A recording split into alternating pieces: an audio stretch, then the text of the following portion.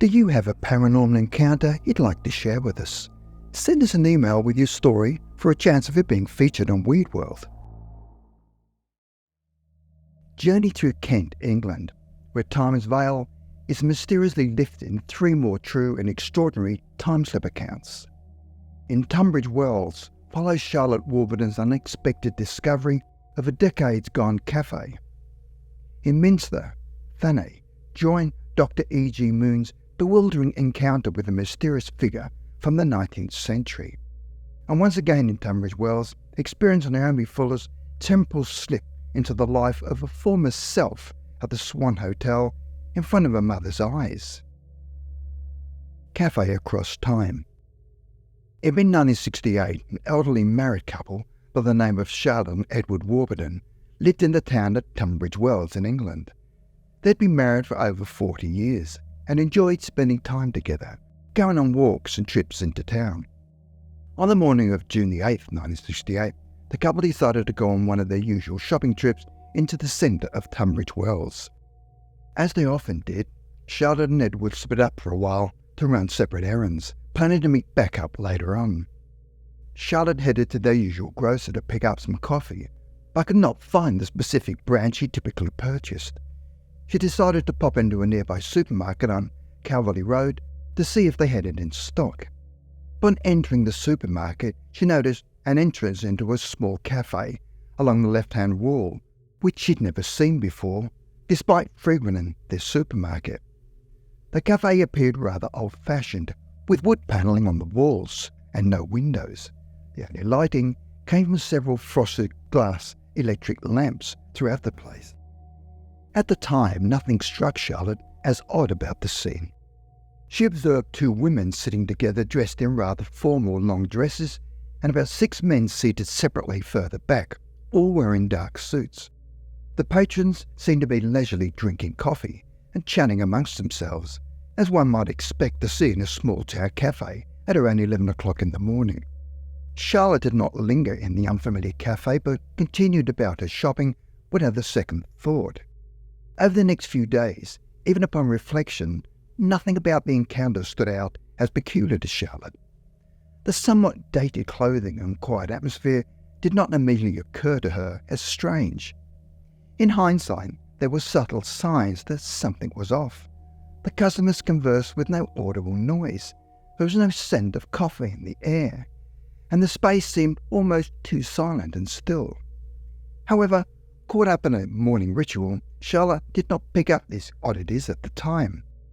When Charlotte reunited with Edward, she did not even think to mention her brief stop in the peculiar cafe attached to their frequented supermarket.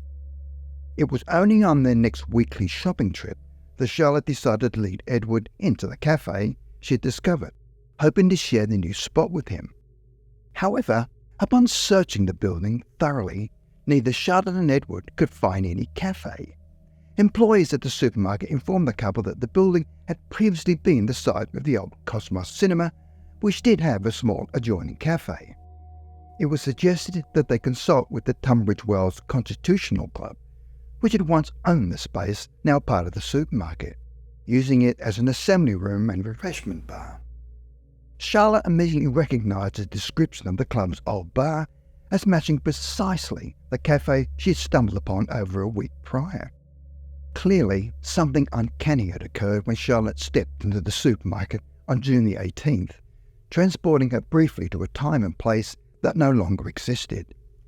Yet in that moment, she had blindly accepted the situation, noticing nothing strange about the antiquated cafe patrons going about their routine morning.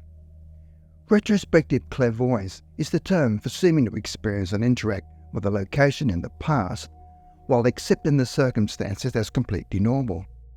For most people, being transported back decades in time would be a shocking and bizarre event, but Charlotte's calm and awareness is actually a common reaction in such time slips, as has been previously explored on this channel.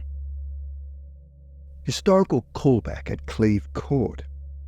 In 1935, Doctor E.G. Moon, a no-nonsense Scottish physician, pays a visit to one of his patients, Lord Carson, who resided at Cleve Court in Minster, Thanet.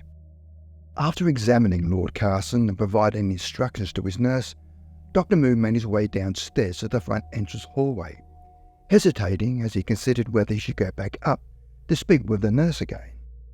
It was at this moment that Dr. Moon noticed his car was no longer parked along the new hedge in the driveway where it left it. In fact, the hedge itself had vanished and the driveway was now just a muddy track. As Dr. Moon surveyed his unfamiliar surroundings, a man emerged from down the path only 30 yards from where Moon stood, dressed peculiarly in an old-fashioned coat, with several capes around his shoulders and a 19th century top hat. Over his shoulder was also slung a rifle, and he smacked a riding cane against the boots as he walked. As with the previous incident, remarkably, Dr. Moon did not react with any alarm at this peculiar scene.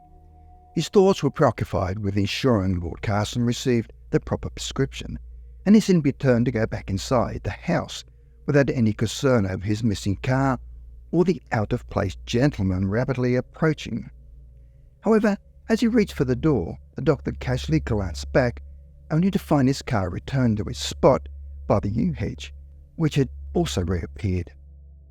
The muddy track was once again a proper driveway, and the oddly attired man had vanished. Only then did Dr. Moon realise something highly irregular had just occurred. The entire incident lasted mere seconds, perhaps explaining why the doctor did not immediately investigate his car's sudden disappearance. Caught in some sort of hallucinatory state, he had blindly accepted his surreal surroundings. But upon this return to his proper time, Dr. Moon grasped the bizarre event that had transpired, and later described it to Lady Carson, requesting it not be shared until after his death for fear of it affecting his reputation. What exactly happened to Dr. Moon defies simple explanations.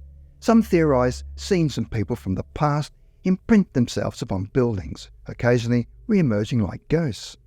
If so, the doctors briefly witnessed the ghost not just of a man, but of an entire setting.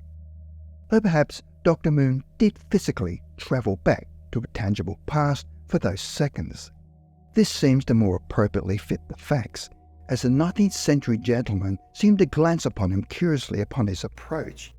Had this man in his own time glimpsed the strangely dressed doctor materialise and vanish before his eyes? And did his brief visit to the past leave behind questions of wonder for this man about what had transpired, just as the experience had done for him? Specters of a former self. In the mid-19th century, a mother and daughter by the name of Nancy and Naomi Fuller stayed at the Swan Hotel in the town of Royal Tunbridge Wells, England. The hotel was located in the area known as the Pantiles, historic colonnade featuring shops and restaurants. Nancy and her younger daughter Naomi were visiting Tunbridge Wells for the first time and booked a room at the top floor of the hotel, in what is now known as Room 16. As Nancy and Naomi climbed the staircase to their room, the young girl's demeanour abruptly changed. She became increasingly agitated, closing her eyes and murmuring to herself. When Nancy asked what was wrong, Naomi replied that she recognised the stairway from before, claiming she'd been there previously. Then, Naomi shockingly declared that the lover was waiting for her in the room upstairs, just as he'd promised. Upon entering room 16, Naomi immediately went to the corner, calling out the name John, as if speaking to someone standing there. For a few brief moments, Nancy perceived her daughter transformed before her eyes, now considerably older and dressed in clothes from an earlier period. Naomi later told her mother that she had lived in this building long ago, when it was still a privately owned house called High House, before becoming the Swan Hotel in 1835. During that previous life, Naomi said she had a forbidden love affair with a young man named John. Her disapproving father discovered the relationship, took John away, and locked Naomi in this very room. Overcome with grief, knowing that she would never see a lover again, Naomi conjured John's image in her mind and leapt to her death from the window while holding his imagined hand. Room 16 gained a reputation for being haunted, with tales of mysteriously rumbled bedsheets, self-moving chairs, tapping at the windows, and cries of John in the wind. Some consider Naomi's experience an early example of a time slip, although it does seem to differ from other typical TIMESLIP accounts in that the event seemed to spawn as a result of triggered memories from a past life. Skeptics view the story as a case of déjà vu, while others simply as the haunting by the ghost of a distraught girl.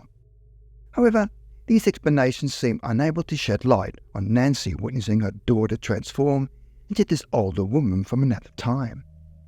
If reincarnation explains Naomi's memories, it raises the question of what triggered such vivid recall of this previous existence, and how that recall was able to manifest itself in the perceptions of both Naomi and her mother. This shared manifestation element would also seem to rule out any kind of déjà vu related explanation also. While a haunting is also plausible, the fact that it seemed to revolve around Naomi reconnecting with the tragedy of her past self, a uniquely personal encounter, it implies that it was less likely a foreign supernatural force imposing its will onto her, at least for a specific experience. Perhaps some lingering energy of Naomi's passionate emotions in her last moments somehow pierced through time, awakening buried memories of profound love and loss. If so, it seems Naomi, and by proxy her mother, briefly stepped back into her own past, retracing her final heartbreaking steps to imagine reuniting with her lost love.